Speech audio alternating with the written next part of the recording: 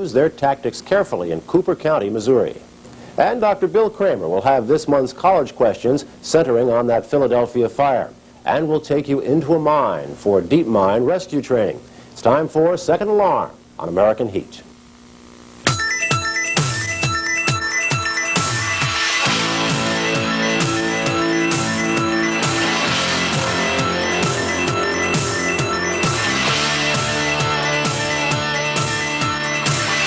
Yellow phosphorus ignites spontaneously with air and is highly toxic.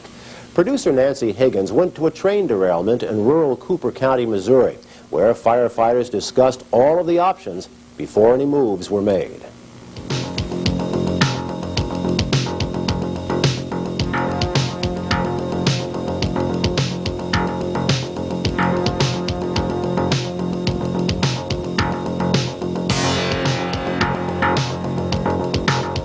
From the beginning, firefighters from Cooper County, Missouri knew they would be at this train derailment for the long haul.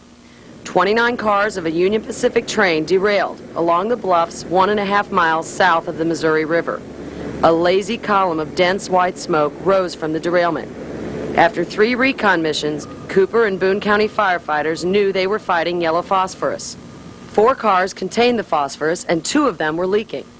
Cooper County firefighters called for the evacuation of the nearby farming community of Wooldridge, and railroad officials and hazmat specialists decided to move in and try to knock down the growing fire. Each time we looked away and looked back for any reason, it was bigger. And that was a consensus of everybody that went up there. We were all inspired by that, by the rapid growth of the fire.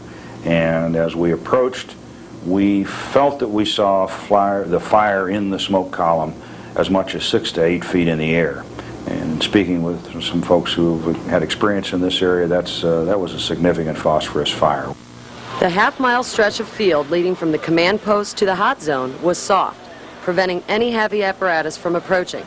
The extinguishing team was forced to use smaller vehicles with less water on board to attempt a knockdown. This particular vehicle was used because it was a muddy wheat field, and our other brush unit has 250 gallons of water on it, and we realized that wasn't enough water to handle what we wanted. This was the only thing that was available. It's only got 450 gallons of water, but it was better than nothing.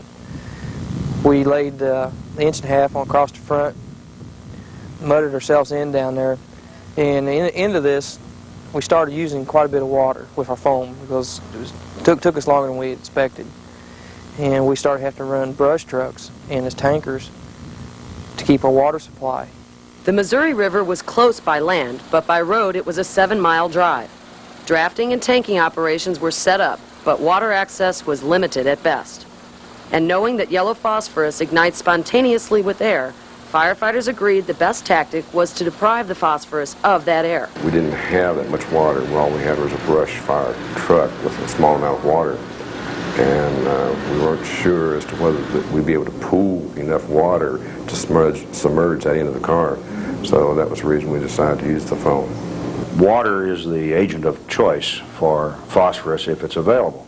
So using foam wasn't going to do anything other than add a material to the water which could extend its capability under certain circumstances. The key desire there was to have the water float on the surface of the material. And one great concern about floating water on phosphorus fires normally is the fact that you have to dam it. The water that does run off is very hot. It will channel through mud. It will find a path to run off. And you usually have to continually apply water for a great length of time, up to an hour at times, in order to get it to cool down. So without that availability of water, whatever we could use to extend our capability would be advantageous. Using foam was advantageous. After pre-entry medicals, the 5-member team extinguished the phosphorus fire with polar solvent AFFF foam in about 45 minutes. But the incident was anything but over. A half-mile away at the command post, a team of commanders moved point by point through their plan. They had to figure the best way to move the cars. Tank 1 had been punctured by a piece of rail, and tank number 2 had a tear. Overnight, all other cars were removed, and unified commanders began looking at their options. I really expect when we pull that car, we're going to have a lot of potential for a lot of fire from under, because from what we saw at the creek end last night when we were working on the other car, the thing was to dry out and suddenly here comes phosphorus after, and that's when it stopped and foam and sand and all that. And then what they found in the front end of it this morning when they were digging out to get the welder enough room to work, so you're getting into chunks of phosphorus. I think when we start pulling that car, that we just keep bringing the thing unless we turn around and find out that we've got another big hole in that car that has been protected because it's down. Then we're going to have to stop. But if we get the car up, it looks like it's just got the normal type of rollover damage.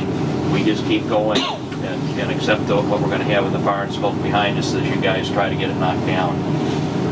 Commanders believed they would be able to move the cars by mid-afternoon on the second day, but they had to secure the tanks first, and more resources were needed. As day 2 began, incident commanders began calling fire departments from over 100 miles away to respond to this incident.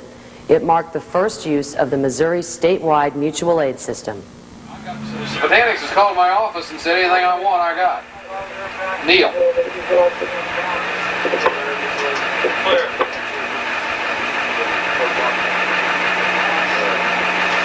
Hang on, 75 people, rescue squad, and air packs. St. Louis, silver nails, wound tight. See, I'll bring them. I don't know what I'll do with all of them. Some of them may end up standing around a lot, and we may be done before they get here. But look, it's going slower again. We're bogging down here a little bit, and our people are wearing down. And it starts at the local level. First, emergency response unit on the scene.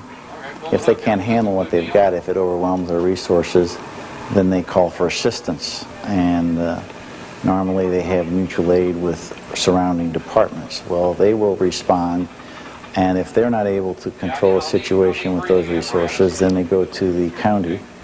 If they're not able to handle it at that level, they go to the regional coordinator, and then he in turn uses the resources that are available to him in maybe a 14 or 15 county area. Now, if he can't handle it at that level, then he calls me at the State Fire Marshal's office, and I activate the other 8 coordinating people, and we find out what the resources they have that's available. I find out what the fellow that needs the help needs, and then we coordinate the response from that area.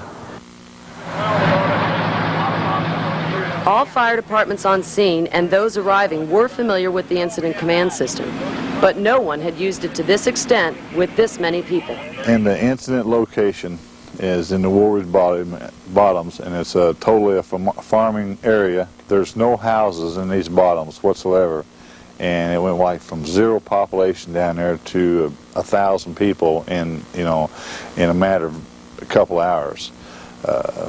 People coming in from the railroad, from environmental, from the cleanup crews, from fire service personnel. It was amazing, all the people coming in. You're going to bring people in that are going to have all types of different backgrounds in terms of command structure, and so it's important to make them understand initially as they essentially come through the door, so to speak, what the rules of the game are and how they're going to fit into that, and so on. And it's very difficult to do many times out in an open field, but given the right people in the right positions, it's highly possible and can work very effectively. You appoint strong sector officers, people who you know can take a sector and run that sector.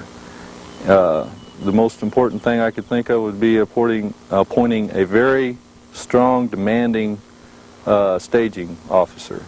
When people come in, they report to him. They go through EMS, they're checked out. He knows who's there, he knows who's not.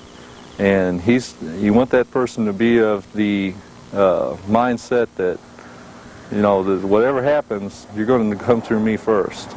All arriving firefighters had to go through staging and then the medical sector. Additional arriving units would arrive, be logged in, be processed through the EMS station, which, as we stated, we had a pre-entry physical consisting of a brief description of their past medical history, meds, blood type if they knew that. Of course, we took a baseline set of vital signs, either medications or histories that may have indicated cardiac disorders or things of that nature. We would run baseline lead to strips, things of that nature, to give us a good baseline feel of these individuals that were working, since we had so many individuals there that we just didn't know backgrounds on. The potential did exist for somebody to come out of that environment unconscious, and we would want the best medical information that we could get to deal with them, because they would be working or be funneled into Columbia area hospitals, and the potential existed for St. Louis area residents to be in Columbia hospitals where you had no access to medical records or even identification. Over such an extended operation, regular briefings for firefighters had to be scheduled. There were still people arriving, but with so many arriving at all hours, not everyone was briefed regularly. Might have been a good idea to put up a status board somewhere where all the troops could see it. There were troops around, firefighters around the command bus in the staging areas, but unless they talked to somebody, they didn't necessarily know what was going on. So if we'd had a 4x8 sheet of plywood with written down day 1 what we did, day 2 what we're doing, what our objectives are, and day 3 what the overall plan is, that would have kept everybody informed a lot better, and that would be one of the things that would make the next operation go smoother, is to be able to keep everybody informed. The status didn't change into the 3rd day. The cars couldn't be moved until the puncture on Tank 1 and the rip in Tank 2 had been tightly secured. It was a long and slow process, but no one here was in a hurry. I plan to retire sometime and rock my grandkids on my lap. And that's kind of a quote off of what one of the hazardous material specialists from Union Pacific said. And just, you know, we made a decision we weren't going to get in no hurry. We were going to take our time, do it right, and if it meant being there an extra 3 days, we'd be there an extra 3 days. But we were going to do this thing right. Late Friday and early Saturday, personnel took their positions. We can start foaming as they start pulling on the back. Yeah, exactly. Keep everything to the back of us unless it's absolutely necessary. Because the operator carrying the car is going to be in a full encapsulated suit with another one standing by because of air supply. If we run out, he gets off, the other one gets on. As the cars were moved, the yellow phosphorus ignited, but firefighters moved lines in quickly, dousing the fires. Firefighters remained on scene for a total of 8 days.